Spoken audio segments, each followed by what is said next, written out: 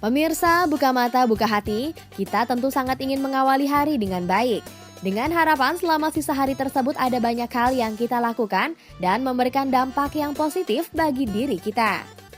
Berikut ini beberapa kiat-kiat mengisi waktu pagi kita agar lebih berkah. Kiat pertama, membaca basmalah. Awali hari dengan mengucapkan basmalah dalam segala aktivitas, baik itu pekerjaan rumah maupun pekerjaan kantor.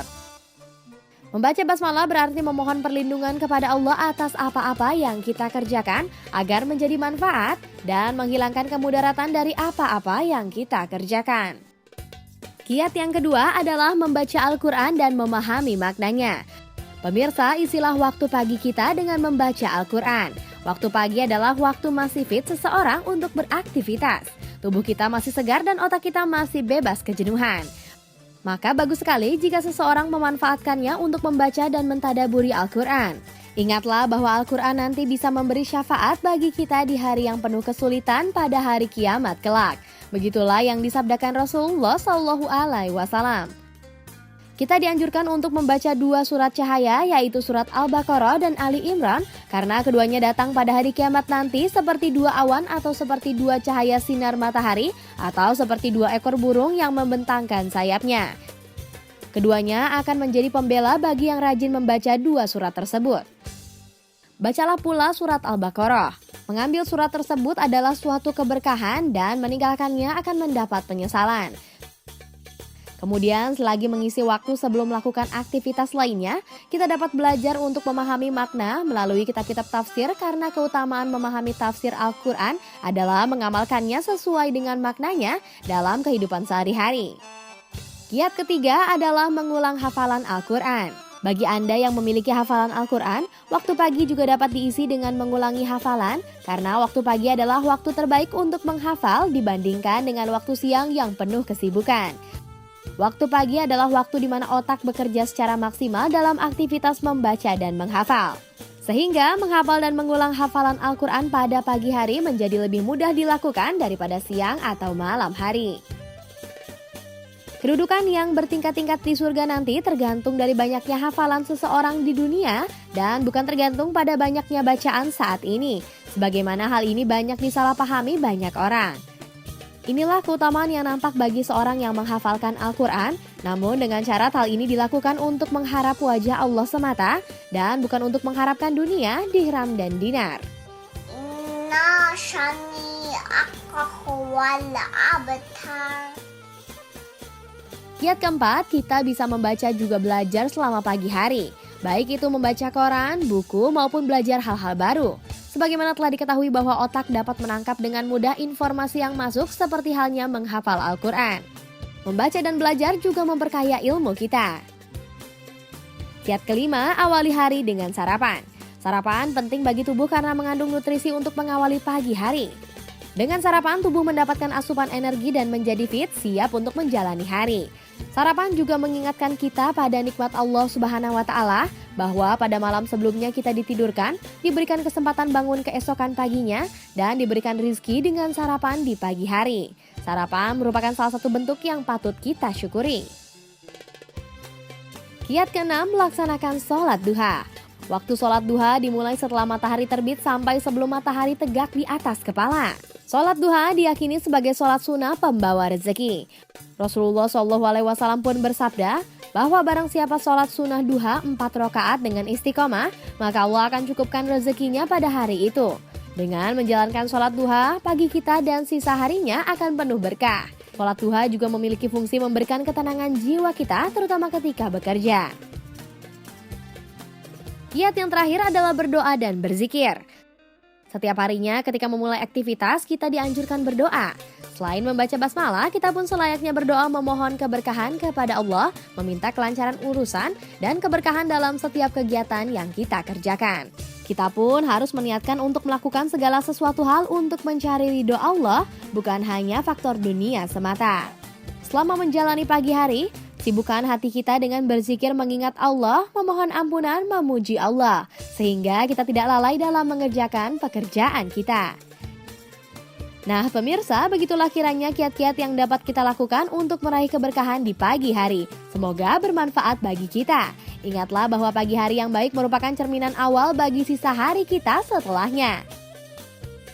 Dalam segmen selanjutnya, kita akan membahas keuntungan bangun dan memulai aktivitas di pagi hari dalam pandangan sains dan kesehatan. Tetap di Buka Mata, Buka Hati. Pemirsa Buka Mata Buka Hati yang dirahmati Allah Subhanahu wa taala, sebagaimana kita ketahui bahwasanya di dalam Islam ada satu ritual yang khusus dilaksanakan pagi-pagi banget. Apa itu? Sholat subuh. Sholat subuh ini mengajarkan kita, mendidik setiap pribadi muslimin untuk senantiasa membiasakan dirinya untuk bangun pagi. Kenapa kita harus bangun pagi? Karena di dalam waktu pagi itu ada berjuta keberkahan, ada miliaran keberkahan. Sebagaimana Nabi Muhammad SAW menyebutkan bahwasanya setiap pagi itu malaikat turun dari langitnya Allah, dari langit dunia turun ngapain? Malaikat itu nyari siapa yang beristighfar kepada Allah, malaikat itu nyari siapa yang sedang berdoa kepada Allah. Nah inilah salah satu, bahkan ada ujar-ujaran orang tua kita bilang, kenapa ayam-ayam pagi itu selalu berkokok? Karena mereka menyaksikan ribuan jutaan malaikat turun ke langit dunia. Begitu, makanya di dalam pagi hari Islam ini mengajarkan bahwasannya di situ terdapat keberkahan. Makanya kita diselipkan berbagai macam ritual ibadah, ada sholat subuh, lalu sebelum sholat subuh ada sholat fajar, lalu setelah sholat subuh, setelah isyraq ada sholat duha. Ini mengungkapkan betapa bahwasannya pagi hari itu banyak keberkahan yang bisa kita raih. Tentunya ada juga satu perbuatan yang dilakukan oleh Rasulullah SAW ketika membuka matanya di setiap harinya. Beliau mengucapkan doa yang senantiasa dilazimkan oleh beliau. Bismillahirrahmanirrahim. Alhamdulillahilladzi ahyana ba'dama amatana wa ilaihin nusyur. Dengan nama Allah yang Maha Pengasih lagi Maha Penyayang. Alhamdulillahirabbil alamin. Segala puji bagi Allah Tuhan segala semesta. Alladzi ahyana, yang telah menghidupkan kami, ba'dama amatana, daripada kematian-kematian kami. Ketidur itu kan bagaikan kita mati.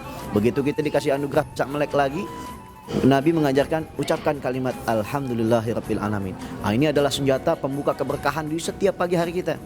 Yang namanya bersyukur, la in syakartum la azidannakum. Kalau kalian bersyukur, ditambah nikmat. Begitu kita mengucapkan kalimat alhamdulillah, rasa syukur kita, begitu kita buka mata di pagi hari, Allah kasih keberkahan tuh. Allah kasih nilai yang plus di dalam kehidupan kita. Dikasih lagi nikmatnya sama Allah Subhanahu wa taala, didobelin, digandain. Ini adalah sebuah senjata yang pamungkas. Bahkan nggak sampai di situ, Nabi bilang setiap kita begitu tidur diikat dengan 3 ikatan setan. Dan bagaimana caranya kita melepas 3 ikatan tadi? Yang pertama, begitu melek mata, baca doa bangun tidur ya seperti tadi kita baca. Kemudian yang kedua, ambil wudhu untuk menyegarkan kembali fisik kita. Setelah ambil wudhu apa? Lakukan sholat subuh. Ini adalah senjata pamungkas yang senantiasa diajarkan oleh Nabi kita Muhammad di dalam membuka setiap hari kita supaya berkah hidup kita. Yang namanya berkah, bertambah nilai keberkahan dari apa yang telah kita lakukan di hari itu.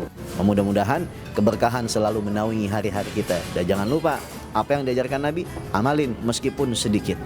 Nah makanya kita banyak saksikan banyak motivator-motivator, banyak trainer-trainer itu kunci sukses adalah satu, bangun pagi. Nah mereka udah mengutip daripada intisari, kita punya hadis daripada Nabi SAW.